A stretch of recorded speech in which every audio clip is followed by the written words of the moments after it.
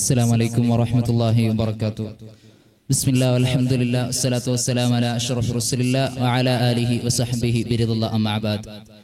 ವೇದಿಕೆಯಲ್ಲಿ ಆಸೀನರಾಗಿರುವಂತಹ ಗೌರವಾನ್ವಿತ ಗುರುವರಿಯರೇ, ನನ್ನ ಮುಂದೆ ನನ್ನ ಮಾತನ್ನು ಆಲಿಸುತ್ತಿರುವಂತಹ ಪ್ರೀತಿಯ ಸಮಸ್ತ ಬಾಂಧವರೇ, ಒಂದೆರಡು ಮಾತುಗಳನ್ನು ಮಾತ್ರ ಆಡುತ್ತಾ ನಾಳಿನ ಅತ್ಯಂತಹ ಮಹತ್ತರವಾದ ಈ ಸಮುದಾಯಕ್ಕೆ ನಾವು ಸಾಕ್ಷಿಯಾಗಬೇಕಾದಂತಹ ಒಂದು ಮಹಾ ಪ್ರತಿಭಟನೆಗೆ ನಿಮ್ಮನ್ನು ಆಹ್ವಾನಿಸಲಾಗಿದೆ. ನಾನು ನಿಮ್ಮ ಮುಂದೆ ನಿಂತಿರುವುದು ಈ ಭಾರತವೆಂಬ ದೇಶ ಬಹುತಕ್ಕೆ ಸೌಹಾರ್ದತೆಗೆ ಮಹತ್ವವನ್ನು ನೀಡಿದಂತಹ ಮಹತ್ತರವಾದ ದೇಶವಾಗಿದೆ ಭಾರತ. ಈ ದೇಶಕ್ಕೆ ಈ ದೇಶದ ಆತ್ಮವೆಂದೇ ಬಿಂಬಿಸಲ್ಪಡುವಂತಹ ಡಾಕ್ಟರ್ BR ಅಂಬೇಡ್ಕರ್ ಅವರು ನೀಡಿದಂತಹ ಮಹತ್ತರವಾದ ಸಂವಿಧಾನವಿದೆ. ದೇಶದ ಸಂವಿಧಾನ ನೀಡಿದ ಆರ್ಟಿಕಲ್ 25, 26, 27, 28 ಈ ದೇಶದಲ್ಲಿ ಜೀವಿಸುವಂತಹ ಜೀವನ ನಡೆಸುವ ಪ್ರತಿಯೊಬ್ಬ ಪ್ರಜೆಗೂ ತನ್ನದೇ ಆದ ಧರ್ಮದ ಆಚಾರ ಅನುಷ್ಠಾನ ಕರ್ಮಗಳನ್ನು ನಿರ್ವಹಿಸಿ ಅದನ್ನು ಸ್ವತಂತ್ರವಾಗಿ ನಡೆಸುವಂತಹ ಒಂದು ಸ್ವಾತಂತ್ರ್ಯವನ್ನು ಈ ದೇಶದ ಭಾರತದ ಸಂವಿಧಾನದ ಮೂಲಭೂತ ತತ್ವಗಳಾದಂತಹ ಫಂಡಮೆಂಟಲ್ ರೈಟ್ಸ್ ನಲ್ಲಿ ನೀಡಿದೆ. ದೇಶದ ಸಂವಿಧಾನ ನೀಡಿದಂತಹ ಮೂಲಭೂತ 6 ತತ್ವಗಳಲ್ಲಿ ಅತ್ಯಂತ ಪ್ರಮುಖವಾದ ಒಂದು ತತ್ವವಾಗಿದೆ ಧಾರ್ಮಿಕ ಸ್ವಾತಂತ್ರ್ಯದ ಹಕ್ಕು ಎಂಬುದು. ಅದೇ ರೀತಿ ಇತ್ತೀಚೆಗೆ ಕೋಮುವಾದಿ ಆಡಳಿತವನ್ನು ನಡೆಸುತ್ತಿರುವಂತಹ ಸರ್ಕಾರ ಅಲ್ಪಸಂಖ್ಯಾತರಾದಂತಹ ಮುಸ್ಲಿಮರ ಬೇರೆ ಒಂದಲ್ಲ ಒಂದು ರೀತಿಯಲ್ಲಿ ಕೋಮುವಾದದ ತತ್ವದಡಿಯಲ್ಲಿ ಮುಸ್ಲಿಮರನ್ನು ಬಲಹೀನ ಮಾಡಲು ಅಥವಾ ದ್ವಿತೀಯ ದರ್ಜೆಯ ಪ್ರಜೆಗಳನ್ನಾಗಿ ಮಾಡಲು ಪ್ರತಿಯೊಂದು ಹೆಜ್ಜೆಗಳನ್ನು ಪ್ರತಿನಿತ್ಯವಾಗಿ ಹೊಸತಾದಂತಹ ಪ್ರತಿಯೊಂದು ಹೆಜ್ಜೆಗಳನ್ನು ಇಡ್ತಾ ಬಂದಿದೆ.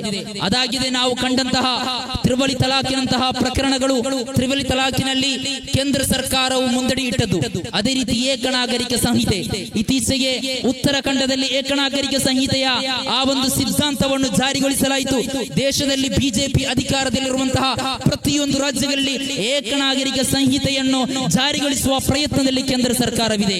ಇಂದು ಸಂಘ ಪರಿವಾರ ಶಕ್ತಿಯ ಅಜೆಂಡಕ್ಕೆ ಬಿಜೆಪಿ ಸರ್ಕಾರ ಒತ್ತು ನೀಡುತ್ತಾ ಇದೆ. ಅದರ ಭಾಗವಾಗಿದೆ ಈ ದೇಶದ ಅತ್ಯಂತ ಮಹತ್ತರವಾದ ದೇಶದ ರೈಲ್ವೆಯನ್ನು ಬಿಟ್ಟರೆ, ದೇಶದ ಸೈನಿಕ ಆಸ್ತಿಯನ್ನು ಬಿಟ್ಟರೆ ದೇಶದ ಅತ್ಯಂತ ದೊಡ್ಡ ಆಸ್ತಿಯಾಗಿದೆ ಈ ದೇಶದಲ್ಲಿರುವಂತಹ ವಕ್ಫಿನ ಆಸ್ತಿ.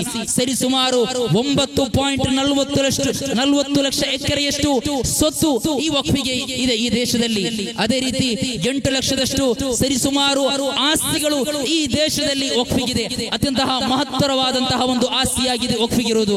ಆ ವಕ್ಫು ಎಂಬುದು ಒಬ್ಬ ಮುಸಲ್ಮಾನನಾಗಿ ಧಾರ್ಮಿಕ ಆಚರಣೆಯನ್ನು ಅನುಷ್ಠಿಸುವವನು ಅವನು ಇಲಾಹನಿಗೆ ಬೇಕಾಗಿ ಅಲ್ಲಾಹನಿಗೆ ಬೇಕಾಗಿ ಸಮರ್ಪಿಸಿದಂತಹ ಆಸ್ತಿಯಾಗಿದೆ. ಆದರೆ ಇತ್ತೀಚೆಗೆ 2024 ಆಗಸ್ಟ್ ನಲ್ಲಿ ಈ ವಕ್ಫಿನ ಕಾಯಿದೆಗೆ ಅದನ್ನು ಬದಲಾವಣೆಗೊಳಿಸಲು ಈ ವಕ್ಫಿನ ಕಾಯಿದೆಯಲ್ಲಿ ಬದಲಾವಣೆ ತರಬೇಕಾಗಿ ಕೇಂದ್ರ ಸರ್ಕಾರ ಮುಂದಡಿ ಇಟ್ಟಾಗ ಅದು ಇಲ್ಲಿ ಅದರ ಕಳೆದ ಲೋಕಸಭಾ ಚುನಾವಣೆಯಲ್ಲಿ ಅದಕ್ಕೆ ಬಹುಪಾಲು ಬರದ ಕಾರಣ ಅದೊಂದು ತಡೆಯಾಗಿ ನಿಂತಿತು. ಅದು ಕೇಂದ್ರ ಸರ್ಕಾರ ನೇರವಾಗಿ ಮುಂದಡಿ ಇಡದೆ ಜೆಪಿಸಿ ಅಂದರೆ ಜಾಯಿಂಟ್ ಪಾರ್ಲಿಮೆಂಟರಿ ಸಮಿತಿಯ ಮೂಲಕ ಅದನ್ನು ಅನ್ವೇಷಣೆಗೆ ಬಿಟ್ಟು ಸರಿಸುಮಾರು 400ರಷ್ಟು ಪುಟಗಳನ್ನು ಮಂಡಿಸಿತು. ಆದರೆ ವಿರೋಧ ಪಕ್ಷಗಳ ಯಾವುದೇ ಮಾತಿಗೂ ಬೆಲೆ ಕೊಡದಂತಹ ಈ ಜೆಪಿಸಿ ಸಂಸ್ಥೆಯ ಚೇರ್ಮನ್ ಒಂದು ದಿನ 400ರಷ್ಟು ಪೇಜ್ಗಳನ್ನು ಮುಂದಿಟ್ಟು ಇಂದು ಸಂಜೆಯೊಳಗಡೆ ನಿಮಗೆ ಬದಲಾವಣೆ ತರುತ್ತಿದ್ದರೆ ನೀವು ಹೇಳಿ ಅಂತಹ ಒಂದು ಹೇಳಿಕೆಯನ್ನು ನೀಡಿದರು. ಈ ಜೆಪಿಸಿ ಸಂಸ್ಥೆಯು ಇಂದು ಮುಂದಡಿಟ್ಟಂತಹ ಈ ವಕ್ಫಿನ ಬದಲಾವಣೆಯಲ್ಲಿ ಹಲವಾರು ಬದಲಾವಣೆಗಳು ಬಂದಿದೆ. ಅದರಲ್ಲಿ ಪ್ರಮುಖವಾಗಿರುವಂತಹ ಒಂದು ಬದಲಾವಣೆಯ ತತ್ವವಾಗಿದೆ, ಅಂಶಗಳಾಗಿವೆ. ಈ ದೇಶದಲ್ಲಿ ಇದುವರೆಗೂ ವಕ್ಫಿನ ಟ್ರಿಬ್ಯುನಲ್ ಆಗಿತ್ತು ಎಲ್ಲಾ ಕೆಲಸ ಕಾರ್ಯಗಳನ್ನು ಮಾಡ್ತಾ ಇರುವುದು.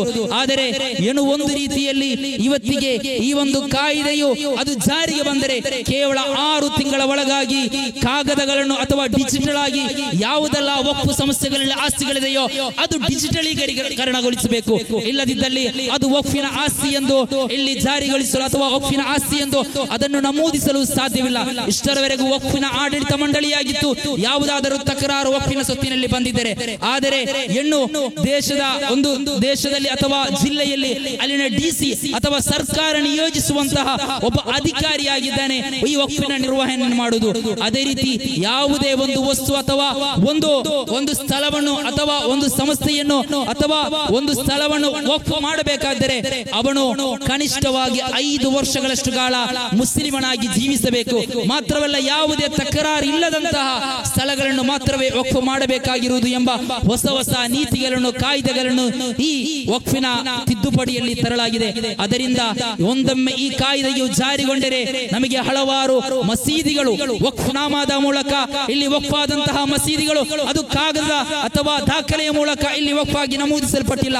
ಅದೆಲ್ಲವೂ ಸರ್ಕಾರವು ನೇಮಿಸಲ್ಪಡುವಂತಹ ಅಧಿಕಾರಿ ಅದು ವಕ್ಫ್ ಅಲ್ಲ ಎಂದು ಇಲ್ಲಿ ಬರೆದುಕೊಟ್ಟರೆ ಅದು ನಮ್ಮ ಕೈಯಿಂದ ತಪ್ಪಿ ಸರ್ಕಾರದ ಅಧೀನಕ್ಕೆ ಒಳಪಡುತ್ತದೆ. ಅದರಿಂದ ಈ ಸಮುದಾಯದ ಸಮಸ್ಯೆಯಾಗಿದೆ ವಕ್ಫಿನ ಸಮಸ್ಯೆ. ನಾಳೆ ನಮ್ಮ ಧಾರ್ಮಿಕವಾಗಿ ನಾವೆಲ್ಲ ಭೇದ ಭಾವಗಳನ್ನು ಮರೆತು ನಾಳೆ ಶುಕ್ರವಾರ 3 ಗಂಟೆಗೆ ಮಹಾನಗರಿಯಾದ ಮಂಗಳೂರಿಗೆ ನಿಮ್ಮನ್ನು ಕರೆಯುವಾಗ ನಾವು ಸಂಬಂಧಪಟ್ಟವರ ಮುಂದೆ ಇದರ ಬಹುದೊಡ್ಡವಾದ ದುರಂತವನ್ನು ಹೇಳುವಾಗ ನಾಳೆ ಅಲ್ಲಿ ಸಂಗಮಿಸುವ ಜನಸಾಗರದಲ್ಲಿ ನಾವು ಪ್ರತಿಯೊಬ್ಬರು SKSF ಕರೆಯುವಾಗ ಅದರಲ್ಲೊಂದು ಕೊಂಡಿಯಾಗಿಕೊಂಡು ಈ ಸಮುದಾಯಕ್ಕೆ ಆಗುವ ಕೋಮುವಾದಿಗಳಿಂದ ಅಥವಾ ಸಂಘ ಪರಿವಾರದ ಅಜೆಂಡವನ್ನು ಪ್ರತಿನಿತ್ಯವಾಗಿ ಇಲ್ಲಿ ಒಂದೊಂದಾಗಿ ಹೆಜ್ಜೆ ಮುಂದಿಡುವಾಗ ಅದನ್ನು ಸಾಗರಕ್ಕೆ ತುಳಿದುಕೊಂಡು ಈ ದೇಶವು ನೀಡಿದಂತಹ ಸಂವಿಧಾನ ನೀಡಿದಂತಹ ಧಾರ್ಮಿಕ ಸ್ವಾತಂತ್ರ್ಯದ ಹಕ್ಕನ್ನು ನಾವು ಮುಂದಡಿ ಇಟ್ಟುಕೊಂಡು ನಾಳಿನ ಪ್ರತಿಭಟನೆಯಲ್ಲಿ ನಾವು ಭಾಗಿಯಾಗಬೇಕು. ಇದು ಹಿಂದೂ ಮುಸ್ಲಿಂ ನಡುವೆ ಇರುವಂತಹ ಒಂದು ಸಮಸ್ಯೆಯಲ್ಲ, ಬಹುಸಂಖ್ಯಾತ ಅಲ್ಪಸಂಖ್ಯಾತರ ನಡುವೆ ಇರುವಂತಹ ಒಂದು ಸಮಸ್ಯೆಯಲ್ಲ. ಈ ಸಮಸ್ಯೆ ದೇಶದ ಸಂವಿಧಾನ ನೀಡಿದಂತಹ ಧಾರ್ಮಿಕ ಸ್ವಾತಂತ್ರ್ಯಕ್ಕೆ ತರುವಂತಹ ಬಹುದೊಡ್ಡವಾದ ಚ್ಯುತಿಯಾಗಿದೆ, ಬಹುದೊಡ್ಡವಾದ ಆತಂಕಕಾರಿಯಾದಂತಹ ಫ್ಯಾಸಿಸ್ಟ್ ಸಂಘ ಶಕ್ತಿಯ ಒಂದು ಹೆಜ್ಜೆಯಾಗಿದೆ. ಅದರಿಂದ ನಾಳಿನ ಆ ಪ್ರತಿಭಟನೆಗೆ ನೀವೆಲ್ಲ ಭಾಗಿಯಾಗಬೇಕು ಎಂದು ಮಾತ್ರ ಹೇಳುತ್ತಾ ನನ್ನ ಒಂದೆರಡು ಮಾತಿಗೆ ವಿರಾಮ ಹಾಕುತ್ತಾ ಈ ಒಂದು ಅವಕಾಶಕ್ಕೆ ಧನ್ಯವಾದವನ್ನು ಹೇಳುತ್ತಾ ನನ್ನ ಮಾತಿಗೆ ವಿರಾಮ. ವಾಖಿರು ದಅವಾನಾ ಅನಿಲ್ ಹಮ್ದುಲಿಲ್ಲಾಹಿ ರಬ್ಬಿಲ್ ಆಲಮೀನ್. ಅಸ್ಸಲಾಮು ಅಲೈಕುಂ ವರಹ್ಮತುಲ್ಲಾಹಿ ವಬರಕಾತುಹು.